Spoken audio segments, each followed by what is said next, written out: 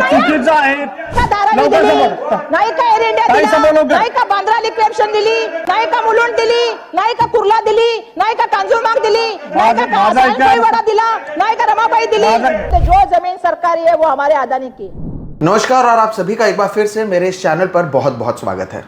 दोस्तों, महाराष्ट्र में फिलहाल विधानसभा शुरू है और वहाँ पर सभी विधायक मौजूद हैं और विधानसभा में जो एक मुद्दा है जो लगातार चल रहा है, जिसे लेकर बहुत बवाल भी हुआ, वो था अदानी का मुद्दा.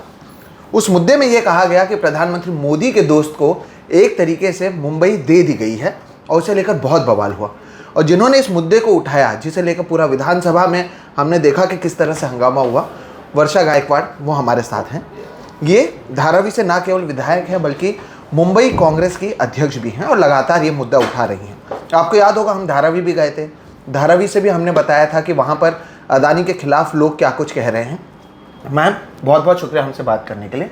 ये मुद्दा शुरुआत हमने धारावी से हुई और अब ये विधानसभा तक पहुंच चुका है. आपने वहां पर कहा कि प्रधानमंत्री मोदी के दोस्त को सब कुछ दे दिया गया है. उसके बाद आपको बोलने से भी बार बार रोका गया. हुआ क्या और क्यों आपको लगा कि ये जो मुद्दा है इसे उठाया जाना चाहिए, और आपको क्यों लग रहा है कि प्रधानमंत्री मोदी के दोस्त को सब कुछ दिया जा रहा है?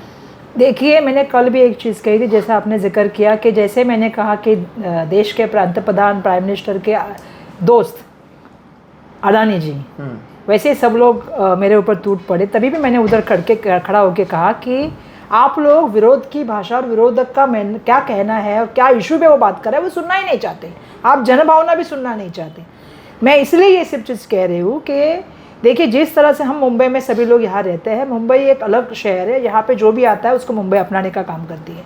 धारावी का इशू जब शुरू हुआ, पहले हमने कहा कि ये टेंडर बेसिकली इलीगल तरीके से किया गया, क्योंकि इसमें कहा गया कि रेलवे के लैंड आ गई इसमें, और जो कंडीशन को डाइल्यूट किया गया, जबकि आपकी प्री बिड में 19 लोग उसमें पार्टिसिपेट करते हैं और उसी कंडीशन को एक्सेप्ट करते हैं जो बहुत स्ट्रिक्ट होती है.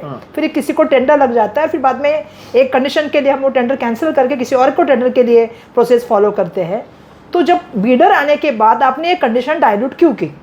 अगर किसी चीज़ में बिल्डर नहीं आते तो डाइल्यूट करते, हम समझते हैं, लेकिन आपने डाइल्यूट की.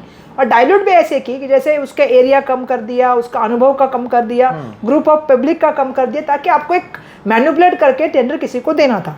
सिर्फ धारावी की नहीं बात करूंगी मैं बांद्रा रिक्रिएशनल लैंड की भी बात करूंगी कि उसमें भी जो टेंडर कंडीशन डाले, चाहे वो टेक्निकल बीट हो चाहे वो फाइनेंशियल बीट हो, लोगों ने बहुत सारे सवाल उठाए. तब के वहाँ के बिल्डर लोगों ने भी पूछा, बहुत से लोगों ने मुंबई में सवाल उठाए कि ये जो कंडीशन रखी गई है 15,000 करोड़, ये स्पेसिफिकली क्यों रखी गई है, ताकि कोई आए ही नहीं, कुछ ही लोग, सीमित लोग वहाँ पे आए.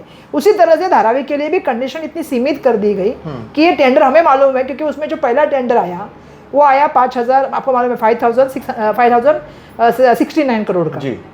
और दूसरा जो टेंडर आया वो लगभग उससे हाफ ऑफ द प्राइस कम आया. और तीसरा जो टेंडर आया वो बेसिकली टेक्निकली फॉल्ट में दिखा कि वो कैंसिल हो गया. तो हमें मालूम है तीनों टेंडर किसने भरे. तो ये पूरी तरह से मैनिपुलेटेड टेंडर था. उस पर हमारी पहले ऑब्जेक्शन थी.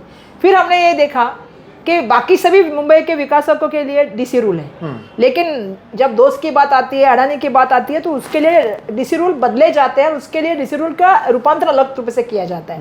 जैसे हमने धारावी में देखा कि हमने कहा कि डीसी रूल बदलने वाले हैं, तब उन्होंने कहा कुछ जवाब नहीं दिया, और 6 महीने बाद आपने देखा डीसी रूल बदली. चाहे वो नॉन इंडेक्सेशन हो, चाहे वो रेडिडेटर का 90% जो है वो पैसा लेने की बात हो, चाहे वो मुंबई के हर डेवलपमेंट में धारावी का TDR 1 नंबर पे आपको खरीदना ही पड़ेगा, प्रायोरिटी पे लेना पड़ेगा, ये कंडीशन हो.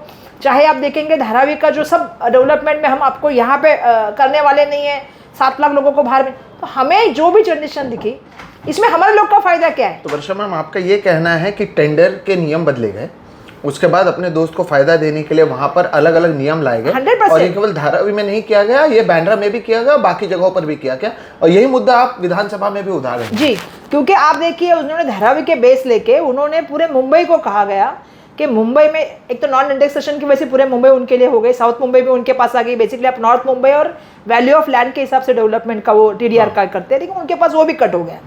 दूसरा, उन्होंने 90% रेडिडेटर तो बोला ही, लेकिन जैसा मैंने आपको कहा कि उनको पूरे मुंबई में ये किया कि पहला जो आप डेवलपमेंट करने जाओगे तो आपको पहला जो TDR का है उसकी प्रायोरिटी आपको पहले धारावी के SPU से लेनी है. बेसिकली हमारा अगर TDR हमारा तो जनरेट ही नहीं होता है, क्योंकि हमारा इन सर्टो प्रोजेक्ट है. मैंने उनको कहा ना जनरेट होता है ना लोड होता है, और अगर आप TDR दे भी रहे हो तो हमारा तो स्लम डेवलपमेंट है. लेकिन आपने हमारा TDR को क्या किया, जनरल में कन्वर्ट किया. किसने किया? अडानी जी के लिए, क्योंकि अगर आप डेवलपमेंट में देखोगे आपको टीडीआर खरीदना पड़ता है स्लम, तो आप 20% खरीद सकते हैं। तो 20% का हाफ ऑफ द परसेंट मतलब कितना हो जाएगा 10%, तो 10% खरीदना होता। लेकिन दुर्भाग्यवश इनको अडानी को 10% नहीं देना, स्लम का रेट का टीडीआर नहीं देना था। तो इन्होंने क्या किया, उसको जनरल टीडीआर में कन्वर्ट किया। अगर जनरल टीडीआर देखेंगे तो 80% लेना होता है, तो 80 में से 50% मतलब 40%। तो हर जो विकासक है मुंबई का, जो डेवलपमेंट करने वाला है, और ये सब जानते हैं मुंबई के विकासक कि उनको 40% किससे लेना है, तो धारावी के एसपीयू से लेना है। तो अगर और मैं वो कल मनमानी बिल्डिंग रेट बनाता लगाए। हूं, हाँ, तो अगर कल मैं बिल्डिंग बनाता हूं तो जो पहला 40% का टीडीआर होगा वो मुझे अडानी से लेना होगा। पहला जो टीडीआर आपको लेना है वो आपको पहला शुरुआत अडानी से एसपीयू से लेना है। इससे पहले ऐसा कभी ये नियम था? नहीं, बिल्कुल नहीं था। मैं वही तो कह रही हूँ कि इतना प्रायोरिटी पे लेना, इतना उसके लिए चीजें करना, मतलब मैं तो देख रही हूँ कि उनके लिए मतलब सर्वे वो करेंगे, डेवलपमेंट में लोगों के लिए ये वो करेंगे। हमने तो भाई धारावी गवर्नमेंट को प्रोजेक्ट दिया था, ये तो 80% के शेयर हो गए, हम तो 20% के शेयर हो गए। तो ये किस लिए हो रहा है? और मैंने समझा, जितना मुझे याद है, और मैंने ये हाउस पे रखा भी है चीज, कि हमारे जो मुख्यमंत्री है उनके ये पास, विभाग के पास कितनी बार ये फाइल गई, उनके विभाग का क्या कहना था उस फाइल के ऊपर? उनका कहना था कि आप ये चीजें मत करो। अच्छा। ये पूरे मुंबई के विकास को तकलीफ देने वाली चीजें हम जो कर रहे हैं वो कर रहे हैं।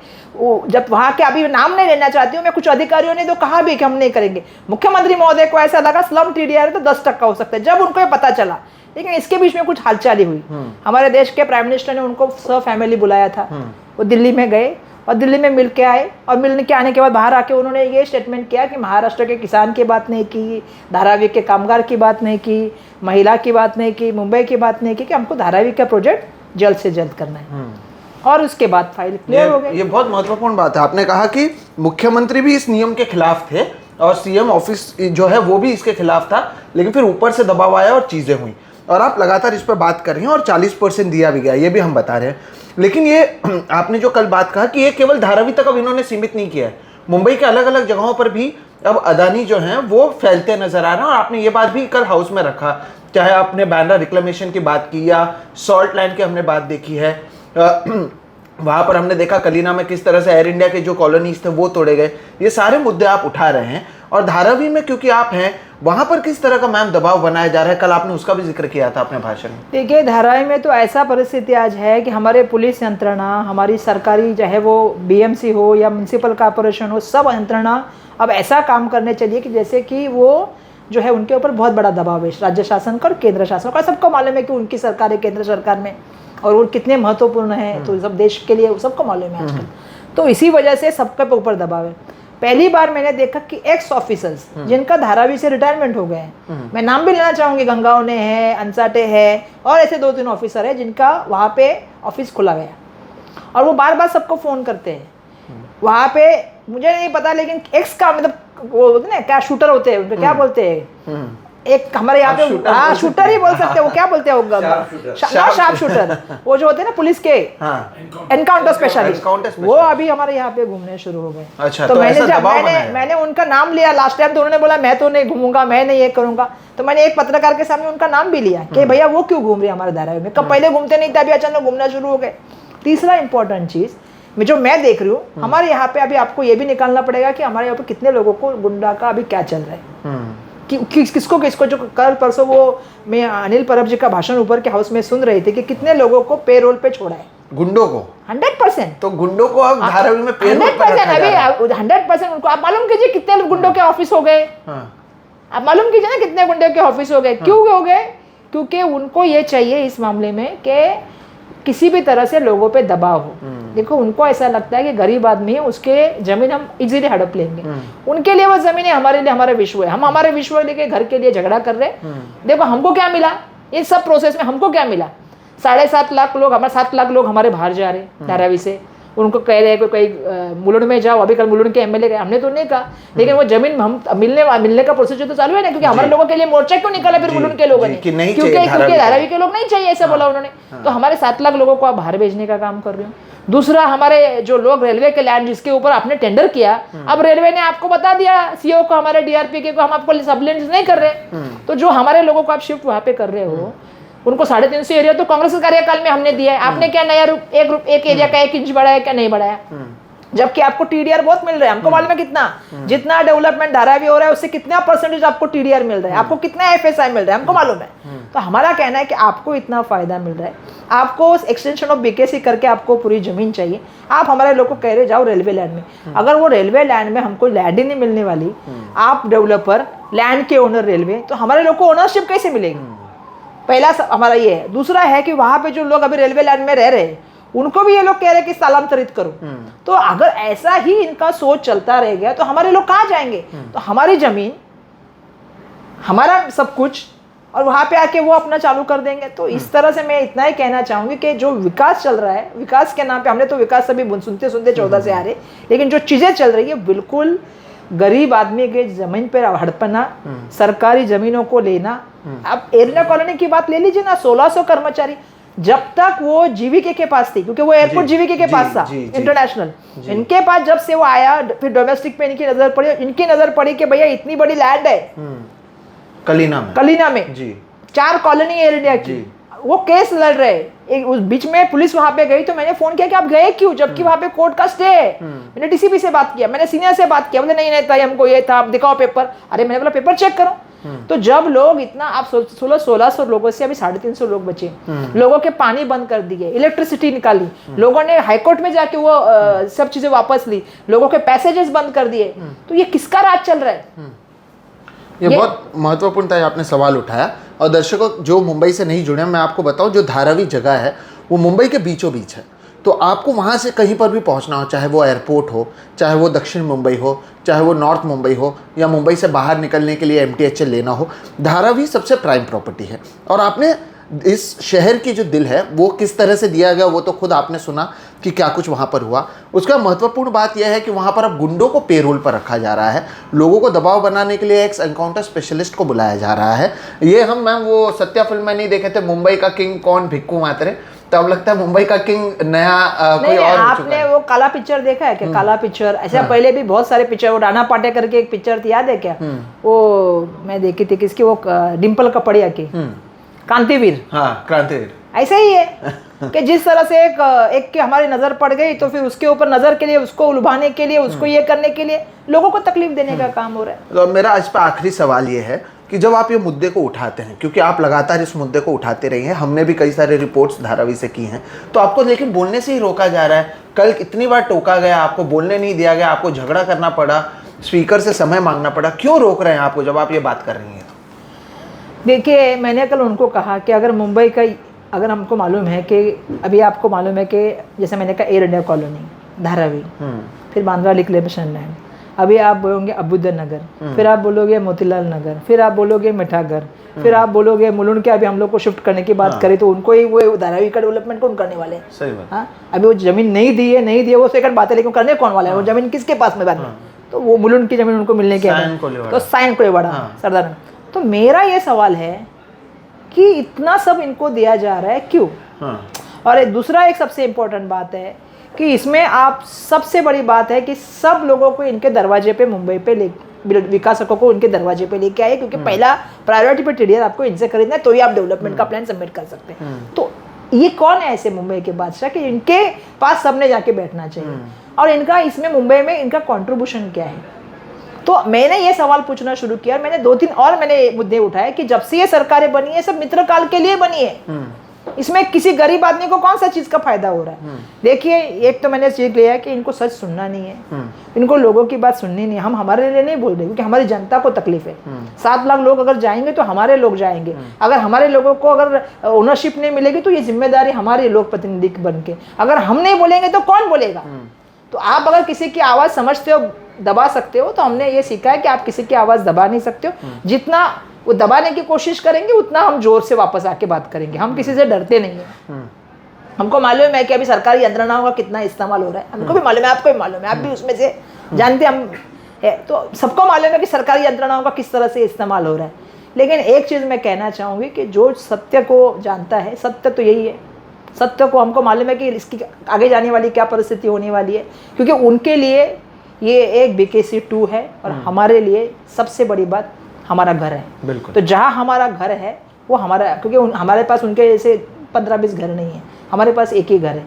और लोग जो है वो सब साथ में मिलके यही सोच रहे, हम धारावी बनाए हैं, धारावी को धारावी इन्होंने नहीं बनाया, धारावी की जनता ने बनाया। हमारे आप जाओगे देखोगे हर घर में एक आदमी, सब जन, किसी भी घर में जाना, मेहनत करते हैं, बिजनेस करते हैं। माइक्रो फाइनेंस इंडस्ट्री हम सबसे बड़ा 100 करोड़ रुपया मुंबई को टर्नओवर देते हैं साल का, तो हम गरीब कहाँ से होंगे?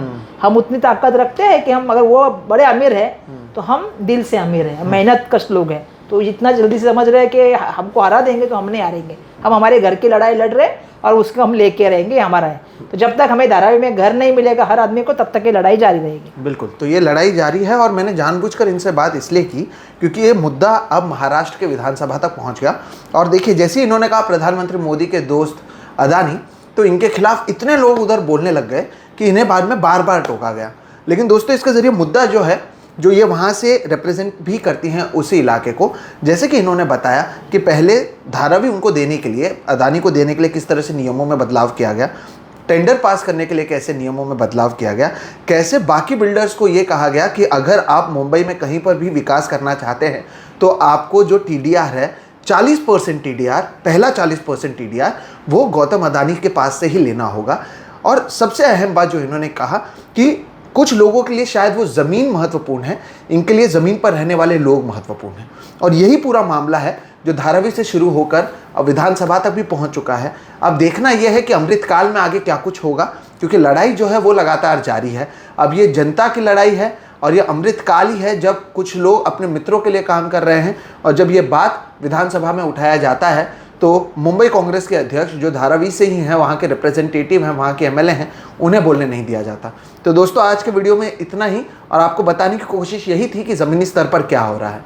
आप सोचिए, अगर गुंडों को वहाँ पर पेरोल पर रखा जा रहा है तो वाकई हम अमृतकाल में हैं। और ये शायद अच्छे दिन हैं, शायद आपके और मेरे लिए ना हो, लेकिन उनके मित्रों के लिए होंगे। और ये मुद्दे उठ रहे हैं और लगातार इस मुद्दे को उठाते रहेंगे। बहुत बहुत शुक्रिया मैम हमसे जुड़ने के लिए। फिलहाल इस वीडियो में इतना ही। आप देख रहे हैं सोहित मिश्रा ऑफिशियल। अगर ये वीडियो पसंद आया तो ज़रूर इसे लाइक करें, दूसरों के साथ साझा करें, ताकि उनको भी पता चले कि जो पब्लिक रिप्रेजेंटेटिव हैं वो खुद बता रही हैं कि ज़मीनी स्तर पर हालात कितने बिगड़े हुए हैं। और अब तक अगर चैनल को सब्सक्राइब नहीं किया है तो ज़रूर कर लें। हम इस तरह के ज़मीनी मुद्दे बिना चीख चिल्लाहट के आपके सामने लाते रहते हैं। फिलहाल इतना ही। नमस्कार।